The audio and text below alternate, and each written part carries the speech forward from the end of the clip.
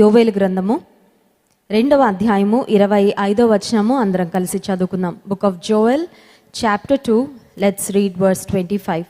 యోవేలు గ్రంథము 2వ అధ్యాయము 25వ వచనం. మీరు కడుపార తిని తృప్తి పొంది మీ కొరకు వింత కార్యములను జరిగించిన మీ దేవుడైన యెహోవా నామమును స్తుతించినట్లు నేను పంపిన మిడతలను, గొంగళి పురుగులను, పసరు పురుగులను, చీడ పురుగులను అను నా మహా సైన్యము తినివేసిన సంవత్సరముల పంటను మీకు మరలా ఇత్తును. ఇంకొకసారి అందరం కలిసి చదువుకుందాం. మీరు కడుపార తిని తృప్తి పొంది మీ కొరకు వింత కార్యములు జరిగించిన మీ దేవుడైన యెహోవా నామమును స్తుతించినట్లు నేను పంపిన మిడతలను, గొంగళి పురుగులను, పసరు పురుగులను, చీడ పురుగులను అను నా మహా సైన్యము తినివేసిన సంవత్సరముల పంటను మీకు మరలా ఇత్తును. ప్రార్థన చేసుకుందాం. పరిశుద్ధానికి స్తోత్రాలు. మరి ఒకసారి నీ సన్నిధికి వచ్చే కృపనిచ్చావయ్యా, నీకు వందనాలు తండ్రి. నీ వాక్యం ద్వారా మాతో మాట్లాడండి ప్రభా, మమ్మల్ని బలపరచండి. నిష్ప్రయోజనమని ఏ మాట కూడా నా నోటి నుండి రాకుండానట్లుగా నీ ప్రజలకు క్షేమాభివృద్ధిని కలుగజేసే మాటలు నాయన నీవే నీ సింహాసనం నుండి మా అందరితో పలుకుమని వేడుకుంటూ యేసునామమున ప్రార్థిస్తున్నాం తండ్రి, ఆమేన్. ఇక్కడ కొన్ని రకాలైన పురుగుల్ని గురించి వ్రాయబడింది చూసారండి. ఇవి మామూలు పురుగులు కాదు, ఏదో వచ్చి వెళ్ళిపోయే పురుగులు కాదు, కానీ పంటలు తినివేసే పురుగులు. 4 రకాలైన పురుగులు చూడండి. మిడతలు, గొంగళి పురుగులు, పసరు పురుగులు, చీడ పురుగులు. 4 రకాల పురుగులు. చీడ పురుగులు అంటే ఎవరికైనా ఇష్టమా? చెదలు, చెట్లు తినేసే పురుగులు, పంటలు తినివేసే పురుగులు. చాలాసార్లు కష్టపడి పొలంలో రైతులు మంచిగా గింజలు నాటుతారు, విత్తనాలు మొలిచి చక్కగా మొక్కలు వస్తున్న తరుణంలో, లేకపోతే చక్కగా పంట విరగబూసిన తర్వాత ఎప్పుడైతే ఈ పురుగులు వచ్చి పంట మీద దాడి చేస్తాయో, ఉదయం వచ్చేసరికి మొత్తం పంటకంతా పురుగు పట్టుంటే ఆ రైతు యొక్క మనసు, గుండె చాలా బరువెక్కిపోద్ది. ఎందుకంటే ఇన్ని నెలల ప్రయాస ఈ పురుగులు అలా వచ్చి తినేస్తున్నాయే, నా కష్టానికి తగిన ప్రతిఫలం నేను పొందుకోలేకపోతున్నాను, నేను ఈ నష్టంలోకి, ఒక లాస్లోకి వెళ్ళిపోతానేమో, ఏ డబ్బునైతే నేను ఇన్వెస్ట్ చేసి, ఏ డబ్బును బ్యాంక్ నుంచి రుణంగా తెచ్చుకొని, లోన్గా అప్లై చేసి తెచ్చుకొని ఈ పంటను, లేకపోతే పొలంలో గింజలు, విత్తనాలు నాటానో, తగిన పంట చేతికొచ్చే సమయానికి ఈ పురుగులు వచ్చి తినివేశాయని చాలా తీవ్రంగా నిరాశ పడిపోతారు, డిసప్పాయింట్ అయిపోతారు. కానీ ఇక్కడ దేవుడు ఈ 4 రకాల పురుగులకు ఒక పేరు పెట్టారు. ఆ పేరేంటంటే నా మహా సైన్యం అంట. నిజమే, మనుషులమే దేవుని మాట వినంగాని సృష్టి అంతా దేవుని మాట వింటుంది. ఆదికాండం నుండి ప్రకటన గ్రంథం వరకు మనం ఎక్కడ గమనించినా పక్షులు దేవుని మాట విన్నాయి, జంతువులు దేవుని మాట విన్నాయి, జలచరములైన చేపలు దేవుని మాట విన్నాయి. కానీ ఆఖరికి దేవుని మాట విననిది ఎవరంటే మనం ఒక్కరమే. దేవదూతలు దేవుని మాటలు వింటాయి, ఎందుకంటే దేవదూతలు అనేకమైన సందర్భాల్లో దేవుడు చెప్పిన వార్తను ప్రజలకు చేరవేస్తూ దేవుని పక్షంగా ఎన్నో పనులు చేసినట్లుగా మనం దేవుని గ్రంథంలో గమనించవచ్చు. సృష్టి అంతా దేవుని మాట వింటుంది, సృష్టి అంతా దేవునికి లోబడుతుంది, కానీ చాలాసార్లు మనమే దేవుని మాటకు లోబడం. ఇక్కడ ఈ 4 రకాలైన పురుగులను దేవుడు నా మహాసైన్యము అని పోల్చాడు. మనం నిర్గమకాండ గ్రంథంలో గమనించినట్లయితే మోషే భక్తుడు వెళ్ళి ఫరోకు, నీవు నా ప్రజలను పోనిమ్మని మా దేవుడు చెప్తున్నాడు, మా ప్రజలను మీరు చాలా ఇబ్బంది పెడుతున్నారు, మా దేవుని మేము వెళ్ళి ఆరాధించుకున్నట్లు మా ప్రజలను పోనిమ్ము అని అడిగినప్పుడు ఆ ఫరో రాజు చాలా గర్వంతో కఠిన హృదయుడు అంటాడు, నేను వెళ్ళనివ్వను అని అంటాడు. సో ఆ సందర్భంలో దేవుడు ఏం చేస్తాడంటే, ఫరో హృదయం కఠినమవుతున్న ప్రతి సందర్భంలో దేవుడు ఐగుప్తు మీదకి ఒక్కొక్క రకమైన తెగులు పంపించి దేవుని యొక్క శక్తిని, దేవుని యొక్క ప్రభావమును, ఆ ఇశ్రాయేలీలు సేవిస్తున్న దేవుడు నిజమైన దేవుడని, ఆయన మహాత్యము కలిగిన వాడని, ప్రభావము కలిగిన వాడని, ఆయనలో ఉన్న ప్రత్యేకత ఏంటో, విశిష్టత ఏంటో, ఆయనలో ఉన్న గొప్పతనం ఏంటో ఆ ఫరోకు బాగా రుజువు చేస్తూ వచ్చాడు. ఆ 10 తెగుళ్ళు మనం గమనించినట్లయితే ఆ 10 తెగుళ్లలో దేవుడు ఈగల గుంపును రప్పించినట్లు మనం చూస్తాం, మిడతల దండును రప్పించినట్లు చూస్తాం, పేలు ఐగుప్తీల మీదకి వచ్చి వారిని బాధించినట్లు చూస్తాం. సో సూక్ష్మ జీవులు కూడా, చిన్న చిన్న పురుగులు కూడా, చిన్న చిన్న క్రిమికీటకాలు కూడా దేవుని మాట విన్నాయి. ఇంకా మనం ఇంకెంత ఎక్కువ వినాలో ఒకసారి ఆలోచన చేయండి. అంటే మనల్ని మనం మోటివేట్ చేసుకోవడానికి ఇవన్నీ ఉపయోగపడతాయి అన్నమాట. దేవుడు మనల్ని ఇంతగా ప్రేమించి తన స్వారూప్యంలో మనల్ని చేసుకొని మనకు కావలసిన ప్రతి అవసరత దేవుడు తీరుస్తూ ఉన్నప్పటికీ చాలాసార్లు మనం దేవుణ్ణి సంతోషపెట్టాలనే ఆలోచన మనకు ఉండదు. దేవుని ఎక్స్పెక్టేషన్ ఏంటి నా నుండి అని చాలాసార్లు మనం అనుకోం. నా జీవితం నా ప్రణాళిక ప్రకారం వెళ్ళిపోతాను, నా ప్లానింగ్ ప్రకారం వెళ్ళిపోతానని చాలాసార్లు అనుకుంటుంటాం. దేవుడు ఇక్కడ చెప్తున్న మాట ఏంటంటే, నా మహా సైన్యము తినివేసిన సంవత్సరముల పంట. ఈ 4 రకాలైన పురుగులు వచ్చి తినివేసిన పంట అంటే, ఒక్క మాటలో చెప్పాలంటే, దీనికి ఒక టైటిల్ పెట్టాలంటే లాస్. 4 రకాలైన పురుగులు, చీడ పురుగులు లేకపోతే క్రిమికీటకాలు వచ్చి సంవత్సరాల పంటను తినివేయడం అంటే అర్థం ఏంటంటే నష్టము. ఇప్పుడు నేను అడగాలనుకున్న ప్రశ్న ఏంటంటే, మన జీవితంలో ఎప్పుడైనా నష్టము వచ్చిందా? నష్టం ఎప్పుడైనా వచ్చిందా? నష్టం అంటే ఆస్తి నష్టం అని మాత్రమే నేను చెప్పడం లేదు. ఇట్ క్యాన్ బి పరువు నష్టం అవ్వచ్చు, ఆస్తి నష్టం అవ్వచ్చు, ఆరోగ్యాన్ని పోగొట్టుకోవడం అవ్వచ్చు. Anything which you have lost. It may even be an lost opportunity. కొన్నిసార్లు దేవుడు కొన్ని అవకాశాలు మనకి ఇస్తూ ఉంటాడు, ఆయన కోసం బ్రతకడానికి, ఆయన్ను మహిమపరచడానికి, ఆయన కొరకు వాడబడ్డానికి. కానీ అటువంటి అవకాశాలు కూడా కొన్నిసార్లు వాటి విలువ తెలియకో లేకపోతే దేవుని చిత్తాన్ని గ్రహించకో మన అవిధేయత వలన కొన్నిసార్లు మనం జార విడుచుకుంటూ ఉంటాం.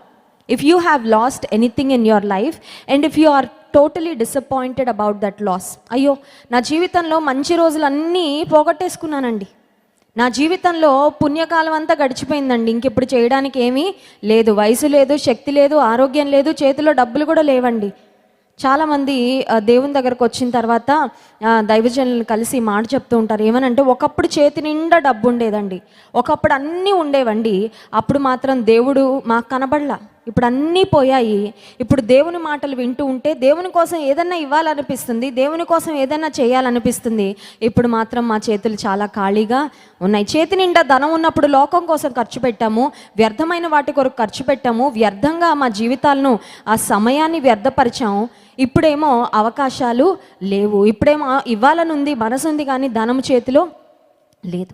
నిజమే, కొంతమంది యవ్వన కాలంలో దేవుణ్ణి విడిచిపెట్టి తిరిగి వృద్ధాప్యంలోకి వచ్చిన తర్వాత అంటారు, అయ్యో యవ్వన కాలంలో దేవుణ్ణి తెలుసుకొని ఉంటే జీవితం ఎంత అందంగా మలచబడి ఉండేదో, ఎంత ఆశీర్వాదకరంగా ఉండేదో. Now I know how much I have lost. దేవుని వద్దకు ఆలస్యంగా రావడం వలన నేను ఎన్ని పోగొట్టుకున్నానో, ఎన్ని కోల్పోయానో. అయితే ఈ రాత్రికాల సమయంలో దేవుడు మనకిస్తున్న వాగ్దానం ఏంటంటే, దేవుడు పంపించిన మహాసైన్యము తినివేసిన సంవత్సరముల పంటను మరలా ఇస్తాడంట. అంటే అర్థం ఏంటంటే, God will restore to you whatever you have lost. Hallelujah. నీవేమి పోగొట్టుకున్నావో, నీవేమి కోల్పోయావో దానిని దేవుడు నీకు తిరిగి దయచేస్తానని వాగ్దానం చేస్తున్నాడు. నమ్మిన వారు ఒకసారి ఆమెన్ అని చెప్దాం. ఆమెన్. యోనా గ్రంథము 1వ అధ్యాయము 1వ వచనం ఒకసారి చదువుకుందాం. యోనా గ్రంథము 1వ అధ్యాయము 1వ వచనం.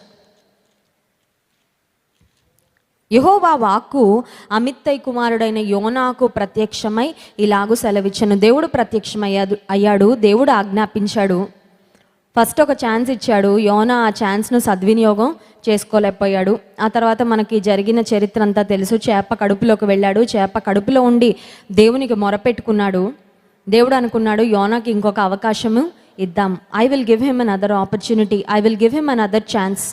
తన బాధ్యతను, తన పనిని నాకు విధేయత చూపించడానికి యోనాకి ఇంకొక అవకాశం ఇద్దామని మళ్ళీ చూడండి, చేప కడుపులోకి వెళ్ళి మళ్ళీ బయటకు వచ్చిన తర్వాత యోనా గ్రంథం 3వ అధ్యాయం 1వ వచనంలో మళ్ళీ ఇదే మాట కనబడుతుంది మనకు. అంతటా యెహోవా వాక్కు 2వ మారు యోనాకు ప్రత్యక్షమై సెలవిచ్చినది ఏమనగా.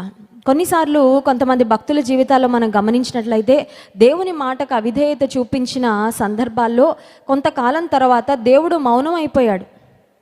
When God's people were rebellious, దేవునికి విరోధంగా తిరుగుబాటు చేస్తూ దేవుని ప్రజలు ఉన్నప్పుడు కొన్నిసార్లు దేవుడు మౌనము అయిపోయిన సందర్భాలు దేవుని వాక్యంలో చాలా మనం గమనించగలం. కానీ దేవుడు యోనా విషయంలో కృప కలిగిన వాడై మరొక అవకాశాన్ని ఇచ్చాడు. యోనా అనుకున్నాడు, 2వ మారు దేవుని వాక్కు నాకు ప్రత్యక్షం అవడం నిజంగా ఇది గొప్ప భాగ్యం. ఫస్ట్ టైం మాత్రం నా సొంత ఆలోచనలు నేను పెట్టుకొని నినివే ప్రజలు నన్ను చంపేస్తారేమో అని భయపడి దేవుడు చెప్పిన మాటకు విధేయత చూపించలేకపోయాను. కానీ ఈ 2వ అవకాశాన్ని మాత్రం నేను ఖచ్చితంగా సద్వినియోగం చేసుకుంటాను. I will definitely make the best use of this opportunity అని యోనా తన జీవితంలో ఉద్దేశించాడు. ఇంకొక వ్యక్తిని కూడా బైబిల్ గ్రంథంలో మీకు చూపించి ఆ తర్వాత వారి జీవితాలను మన జీవితానికి ఒకసారి పోల్చుకొని మనం ఈ దినము షార్ట్ మెసేజ్ను ముగించుకుందాం.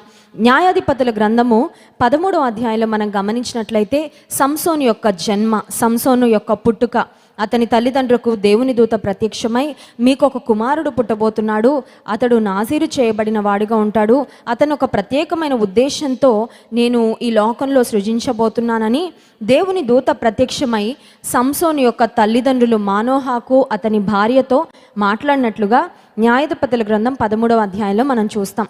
సంసోనును దేవుడు పుట్టించడానికి ఒక మహోన్నతమైన ప్రణాళిక ఉంది. God has a plan behind every birth. ఈ లోకంలో పుట్టే ప్రతి చంటి బిడ్డ జీవితం వెనకాల దేవునికి ఒక ఉన్నతమైన ప్రణాళిక ఉంది. And God's plans for each one of us are very unique. ఒకరి పట్ల దేవుడికున్న ప్రణాళిక మరొకరి పట్ల దేవునికున్న ప్రణాళిక ఎప్పుడు కాపీ పేస్ట్ చేయడు. చూడండి, కొంతమంది కాపీ పేస్ట్ చేసేస్తూ ఉంటారు ఈజీ అని కదా. ఎగ్జామ్లో కూడా చదువుకొని వెళ్తే అనవసరంగా కొన్ని మర్చిపోతామేమో అని చిన్న కాపీ పేపర్ పెట్టుకొని వెళ్ళిపోతారు. అదైతే అలా చూసుకొని రాసేస్తే ఫుల్ మార్క్స్ వచ్చేస్తాయి కదా అని, అవునా కదా. కానీ దేవుడు కాపీ పేస్ట్ చేయడు ఏ విషయం కూడా. All his ways are unique. ఆయన చేసే ప్రతి కార్యం కూడా చాలా ప్రత్యేకంగా ఉంటుంది. దేవుడు సంసోనును ఒక గొప్ప ఉద్దేశంతో సృష్టించాడు. కారణం ఏంటంటే దేవుని ప్రజలైన ఇశ్రాయేలీలను ఫిలిస్తీయులు బహుగా బాధిస్తూ ఉంటారు. ఫిలిస్తీయులను ఎదిరించడానికి, ఫిలిస్తీయులను జయించడానికి సంసోనుకు ఒక ఎక్స్ట్రాడినరీ స్ట్రెంగ్త్ దేవుడిచ్చి సంసోనును ఒక న్యాయాధిపతిగా దేవుని ప్రజలను పరిపాలించడానికని ఉద్దేశించి తన తల్లిదండ్రులకు దేవుడు అనుగ్రహిస్తాడు. సరే, పుట్టుక నుంచే తల్లి చెప్తూ ఉంటుంది, బాబు నువ్వు you are not an ordinary child, నువ్వు సామాన్యమైన వాడివి అని అనుకోవద్దు, అందరి పిల్లల లాంటి వాడివి కాదు, నీలో ప్రత్యేకమైన తలాంతులు ఉన్నాయి, నీలో ప్రత్యేకమైన వరాలు ఉన్నాయి, నీ జీవితానికి దేవునికి ఒక ఉద్దేశం ఉంది. నువ్వు పుట్టకముందే దేవుని దూత మాకు ప్రత్యక్షమై దేవుడు మాకు కొన్ని మాటలు చెప్పించాడు నీ గురించి, అందుకే నేను జాగ్రత్తగా పెంచాలి నాయన అంటే కొంతకాలం వరకు బాగానే పెరిగాడు. ఒకానొక సమయం వచ్చేసరికి, యవ్వన కాలంలోకి వచ్చేసరికి తన శరీరాశలను నెరవేర్చుకోవడానికి చిన్నగా హీ స్టార్టెడ్ గెటింగ్ డైవర్టెడ్. తన జీవితంలో చిన్నగా దేవుని వైపు నుండి లోకం వైపుకు ఆకర్షించడం ప్రారంభించాడు. ఆ ఆకర్షణ ఎంత భయంకరంగా తన జీవితాన్ని మార్చేసిందంటే, ఫిలిస్తీయులకు శత్రువుగా ఉండి ఫిలిస్తీయులను జయించాల్సిన, ఫిలిస్తీయులతో పోరాడవలసిన సంసోను ఫిలిస్తీయ స్త్రీలను ప్రేమించడం, ఫిలిస్తీయ స్త్రీలను వివాహం చేసుకోవాలని ఆలోచించడం, దాని గురించి తన తల్లిదండ్రులతో డిస్కషన్ పెట్టడం, ఇవన్నీ జరుగుతుందన్నమాట. అంటే సంసోన్ జీవితంలో ఏది చేయకూడదో ఎగ్జాక్ట్గా అదే చేయడానికి తాను తీర్మానం తీసుకున్నాడు. అప్పుడు తన తల్లిదండ్రులు వారిస్తారు, మన వాళ్ళలో ఎవరు లేరనుకుంటున్నావు నాయన, చాలామంది ఉన్నారు, why are you making this wrong decision అని చెప్పినప్పుడు సంసోను మాత్రం తన తల్లిదండ్రుల మాట వినడు. ఆమె నాకు ఇష్టమైనది అని అంటాడు. సో సంసోను జీవితంలో 3 స్త్రీలు మనకు కనబడతారు.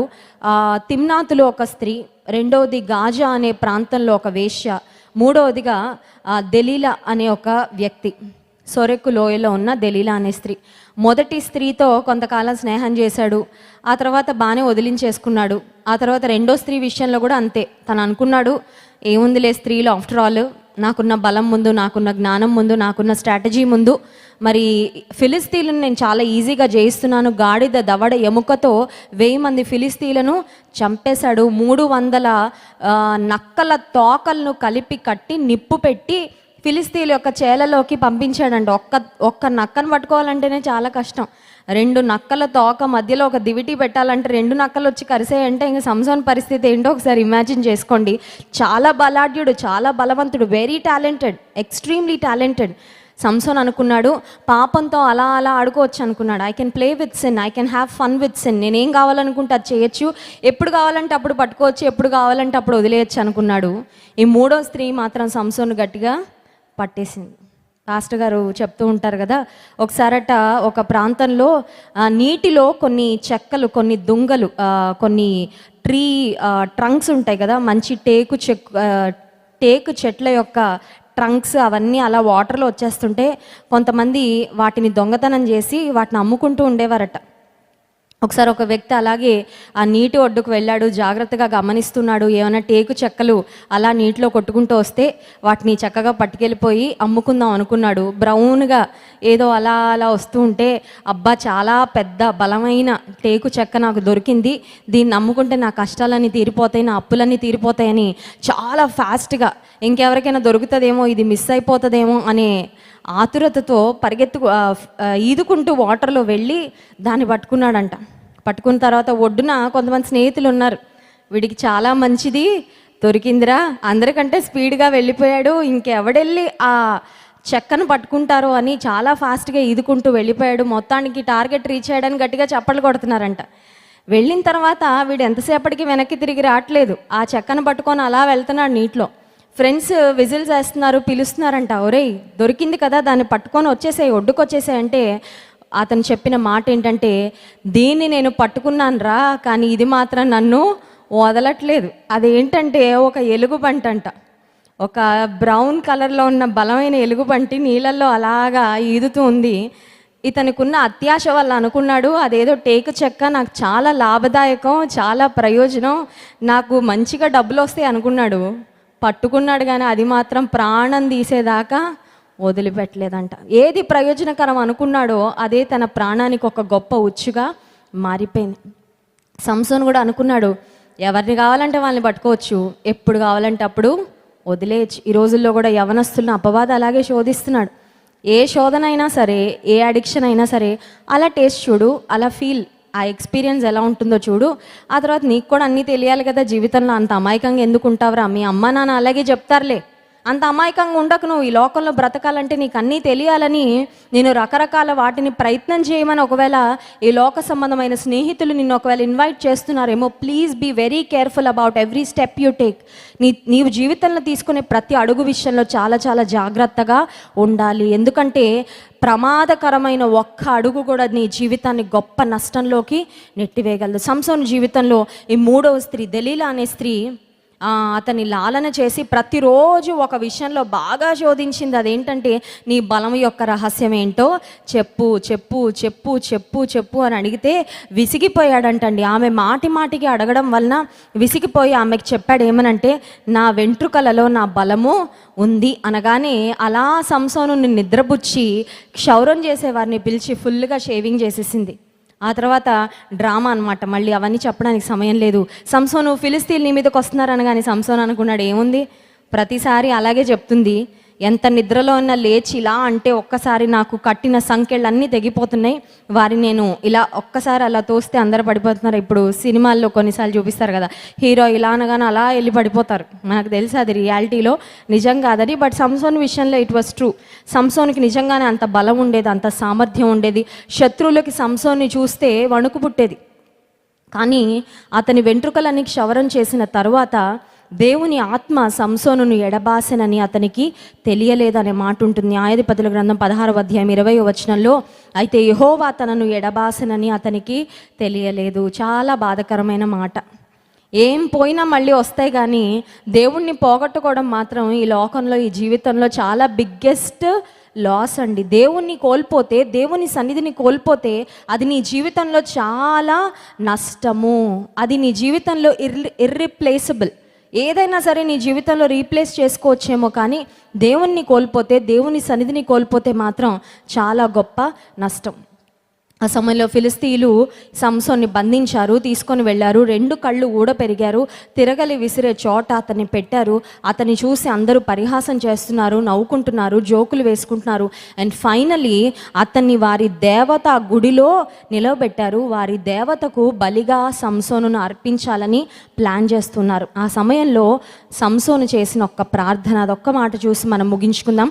న్యాయాధిపతుల గ్రంథం 16వ అధ్యాయము 25వ వచనం.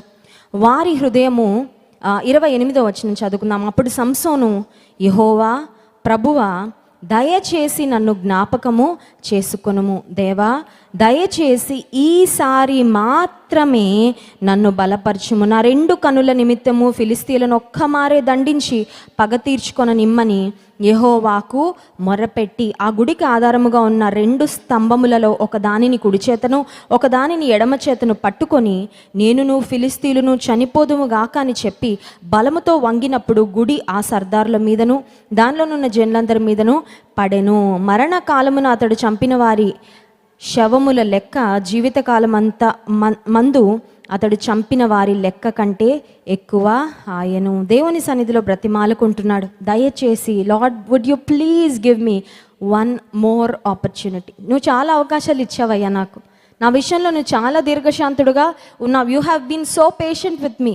నేను మాటి మాటికి నిన్ను విడిచిపెట్టి ఫిలిస్తీయ స్త్రీల వెనకాల తిరుగుతుంటే, ఇష్టానుసారంగా నా శరీరేచ్ఛలను నెరవేర్చుకుంటూ ఉంటే నాకు చాలా అవకాశాలు ఇచ్చావు. ఇంకా నీ పేషెన్స్ లిమిట్ కూడా దాటిపోయింది, నన్ను శత్రువుల చేతికి అప్పగించేసావు. ఆ తర్వాత సంసోనుకు చిన్నగా వెంట్రుకలు రావడం ప్రారంభించాయని దేవుని వాక్యంలో ఉంది.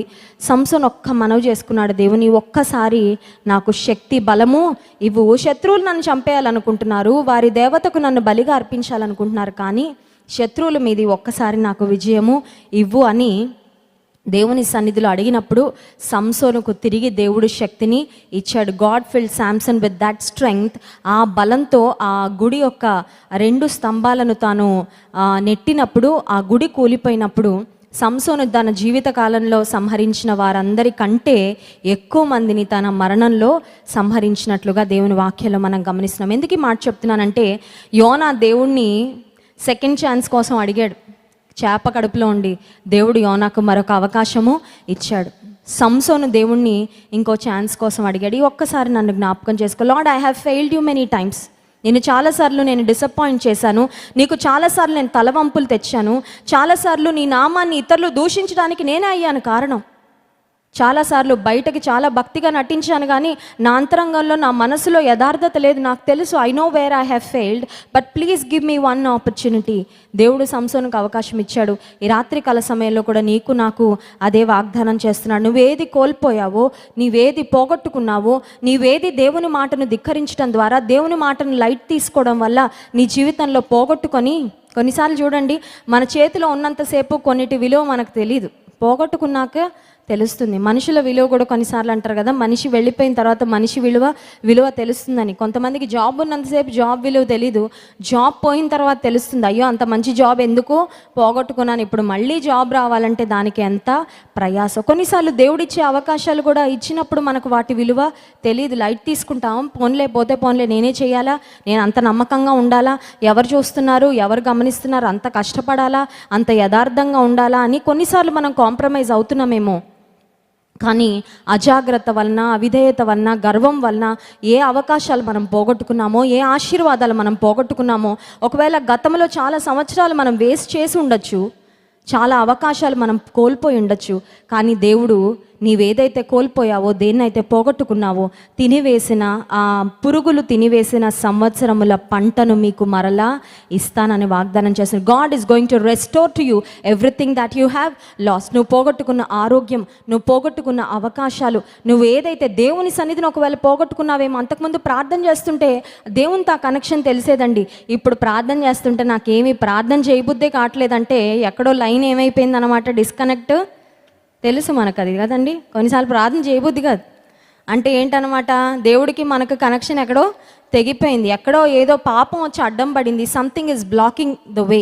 దేవునితో మనకున్న కమ్యూనికేషన్ ఏదో పాపం వచ్చి అడ్డుపడిపోయి దాన్ని ఆపేస్తుంది, దాన్ని అబ్స్ట్రక్ట్ చేస్తుంది అని మనం గమనించాలి. ఈ రాత్రికాల సమయంలో దేవుడు మనకిస్తున్నాడు వాగ్దానం, నీవు దేన్ని పోగొట్టుకున్నావో నేను దానిని నీకు తిరిగి ఇస్తాను. If you have lost joy in your life, God is going to give you back. If you have lost peace in your life, God is going to give you back. ఒకవేళ సాక్ష్యాన్ని పోగొట్టుకున్నావా, ఇప్పటి వరకు దేవుని బిడ్డనని ఎవరికి తెలియదండి, ఎందుకంటే లోకస్తుల్లాగే బ్రతికాను, ఇప్పటి నుంచైనా ప్రభు ఒక సాక్షి నేను బ్రతకాలని అనుకుంటున్నాను, నీ బిడ్డలంటే ఇలా ఉంటారా అని ప్రపంచానికి చూపించాలని ఆశపడుతున్నా. ప్రభా, నాకు నువ్వు సహాయము దయచే, నాకు నువ్వు ఆ ఆపర్చునిటీ ఇవ్వు. గతంలో నువ్వు ఎన్నో అవకాశాలు ఇచ్చావు నీ గురించి సాక్ష్యం చెప్పడానికి, ఎప్పుడు నోరు తెరవలేదు. గతంలో ఇతరులను ప్రేమించడానికి, ఇతరులకు సహాయం చేయడానికి ఎన్నో అవకాశాలు ఇచ్చావు, వాటిలో దేని నేను సద్వినియోగం చేసుకోలేకపోయాను, కానీ ఇప్పుడు నేను చేసుకుంటానని నీవు అడగగలిగితే God is going to restore to you everything you have lost. కనుక నీ జీవితంలో నీవేం పోగొట్టుకున్నావో, మనం ఏం పోగొట్టుకున్నామో వాటిని తిరిగి పొందుకోవడానికి దేవాతి దేవుడు మనకి సహాయం చేయను గాక.